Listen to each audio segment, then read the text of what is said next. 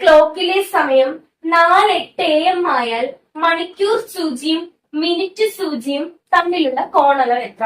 ഇത് കണ്ടുപിടിക്കാൻ വേണ്ടിയിട്ട് അവർ ഇൻറ്റു 30 മൈനസ് മിനിറ്റ് ഇൻറ്റു 5.5 ചെയ്താൽ മതി. അപ്പൊ ഇത് കാണാതെ പഠിച്ചു വെക്കണം.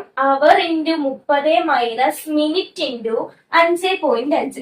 ഇവിടെ അവർ എന്ന് പറയുന്നത് 4, മിനിറ്റ് എന്ന് പറയുന്നത് 8 ആണ്. അപ്പൊ അവർ into 30, 4 into 30 minus minute 8, 8 into 5.5.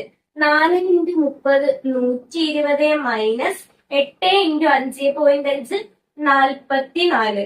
120 minus 44 76 degree എന്ന് കിട്ടും.